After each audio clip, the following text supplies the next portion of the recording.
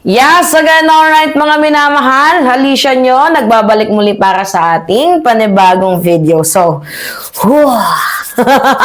eto na nga ba ang plot twist ngayong 2026? Masyado pang maaga pero umiinit, umuusok, pumuputok. Ang balita tungkol nga po dito sa impeachment complaint, laban nga po dito kay Vice President Sara Duterte. Aray mo. Diba? Actually, dapat last year pa yan. Medyo kakampi lang talaga ni Vice President Sara Duterte ang Supreme Court kung kaya kinatigan sila. So, ngayon, idinaan nila sa technicalities. Alam naman ng lahat yan, hindi naman nalinis ang pangalan ni VP Sara Duterte. 'Di ba? Na okay, wala na yung 7 article of impeachment, finish na, wala na. Hindi po nalinis ang pangalan ni VP Sara Duterte. Yung impeachment nandoon pa din. Kumbaga sa madaling sabi, dinilayed lang ng impeachment dahil nga po sa issue ng 1-year rule bar. And yung continuation nito is this upcoming February. Kung kaya dahil nga naririnig natin na mukhang may impeach na naman itong si VP Sara Duterte, itutuloy na naman yung impeachment complaint laban sa kanya, merong iilang taga-usig na mga grupo na kakampi din ni VP Sara Duterte na balak ding mag-file ng impeachment complaint laban kay President Bongbong Marcos. Oo, kontra nga po sa corruption. So, kumbaga sa madaling sabi, dalawa sila sasampahan ng impeachment complaint. Yung isa, actually dalawa yung nilalakad nila eh. Sampahan ng impeachment complaint tapos destabilization. Tapos yung sa usapin ng destabilization, tingnan ninyo, inaatupag na ni 'di ba, ni Tanda, ni Lolo Mo Chavit, 'di ba? Sabi pa nga, dapat magkaroon na ng one-time big time rally. Paulit-ulit na rally. Oo, hindi pa ba kayo nagsawa? Ilang pondo na ang nagastos nyo dyan? Wala pa din kayo napapala. Diba? Alright, mga minamahal. Anyway, kung impeachment lang din yung labanan, okay, let's see. Kasi mas maganda kung fa-file ng impeachment, kung si PBBM man yan or itong si Sara Duterte. Kasi naka-base naman tayo sa facts. 'Di ba, sa ebidensya. So doon, okay, mas pabor ako sa patas na laban kaysa naman yung susugod kayo sa Malacanang, aatake kayo. Yun yung hindi patas. Yun yung masama. 'Di ba? Okay, sige. Pag-usapan natin tong balitang to, mga minamahal. Daan deal na raw para sa isang political analyst ang muling paghain ng impeachment complaint laban kay VP Sara. Pero tila nagbabadya na rin daw ang isa pang reklamo laban naman sa Pangulo. Ang detalye sa agenda report ni John Manalo. Hindi lang si Vice President Sara Duterte ang maaaring humarap sa isang impeachment complaint, kundi maging si President Bongbong Marcos. Ito ang pahayag ng political analyst na si Lito Banayo sa The Spokes ng Billionario News Channel.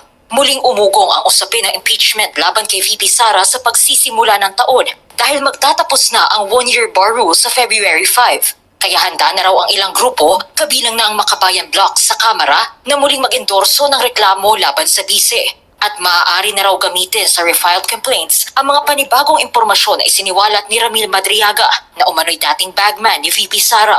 Pero para kay Banayo, maaari raw dumipensa si VP Sara sa House Justice Committee kung muli siyang sasampahan ng impeachment complaint. Done deal na yung hitting Sara because there's an impeachment na by February 7 or after February 6, no?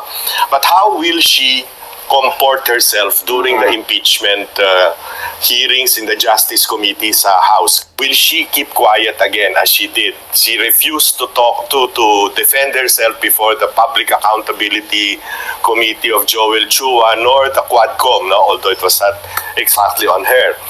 Pero ngayon, I would suppose Sig Fortun, who's her primary lawyer, would make a defense already or start the defense in the trial. We're talking about in the Justice Committee. Pero hindi rin daw ligtas si PBBM sa isang impeachment complaint ngayong taon. Ayon yan kay Banayo. He thinks that there's going to be an impeachment case also against the president. How do you see that coming? Yeah, that probably will happen. Yeah. Pwede bang sabayan? Ito abogado. Dadaan sa Justice Committee. So what will the Justice Committee, alam ko naman pareho sabay na nag-hearing siya. Paliwanag ni Banayo, congressmen might play it smart pagdating sa posibleng impeachment complaints laban sa top 2 officials ng bansa. But remember, as Nani earlier said, and as you've always been saying, it's Well, edi gawin ninyo, i-transmit ninyo agad, di ba, dito sa Justice Committee. Kasi ewan ko nga ba dito mga minamahal, bakit nga ba naging 1-year rule bar na in the first place na i-transmit naman sa Justice Committee? Ito kasi si Chis Escudero talagang may something kasi itong si Quezzo Imbis na forthwith, ano yung ginawa niya? Di ba? Nag-iba yung meaning ng forthwith. Oo. So anyway, yan po yung aabangan natin ngayong 2026. Syempre, kung magpa-file sila ng impeachment laban dito kay President Bongbong Marcos, dadaanan naman yan sa syempre, kailangan nila makakuha ng 115 votes, 'di ba? Tapos, syempre, yung transmittal niyan, papunta nga po dito sa Senado. Madaming pagdadaanan ng impeachment. So, well, mas maganda na din yun. Idaan sa tamang proseso kung meron man kayo nakikitang paglabag. 'Di ba? Pero yung dito kay Vice President Sara Duterte, ang dami nang nakaamba. Oo, tapos madadagdagan pa. Siguro yung 7 article of impeachment magiging, I think, 8. Diba? Kung sakaling idagdag itong mga testimonya ni Ramil Madriaga. Kaya pasalamat na din tayo dito sa allegedly bagman ni VP Sara Duterte na si Ramil Madriaga na lumabas. Oo. Kasi ang dami niya ding pasabog Diba mga minamahal? And I am hoping na sana ma-achieve na po ng mamamayang Pilipino ang justice. Kasi itong si VP Sara Duterte, nire-refuse niya lang yung issue dito sa impeachment complaint, tinatawanan niya lang, like, parang hindi niya kasi alam niya, nakakampi niya yung Supreme Court, 'di ba? Kasi yung mga appointed dyan, mga inappoint halos karamihan ni former President Duterte. So, medyo katig na katig ang Supreme Court dito nga po kay VP Sara Duterte. Pero sa madaling sabi, na-delayed ang impeachment pero hindi ibig sabihin na wala yung article of impeachment laban dito kay Vice President Sara Duterte. So, we will find out kung ano yung mangyayari ngayong February. Kasi ito yung plot twist ng taon kung may impeach ba itong si Sara or hindi. Kung kaya niya bang sagutin yung mga ipinupukol sa kanya or hindi. Kaya nga tingnan nyo itong si Sara Duterte parang stress na malala Ako din, stress na din ako kay Sara Duterte. Tingnan nyo, nagkakaroon ako ng hair straight. Biruin nyo, sino ba naman ang hindi ma-stress mga minamahal? 'Di ba? Yung mga kabataan na sana hinikayat nilang mag-aral, hinikayat nilang mag-rally. Tapos yung pera ng taong bayan na dapat sana ginagasta sa mamamayang Pilipino kasi ang daming naghihirap, binubulsa. So, bilang isang observer na din, nakaka-stress na makikita natin na umaabot na yung Pilipinas sa ganitong sitwasyon.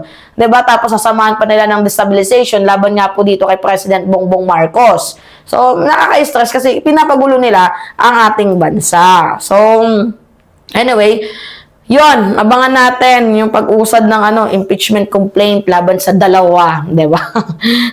Anyway, mga minamahal, yun. Tingnan natin, February 5, notice of meeting daw. Tingin-tingin tayo, 'di ba?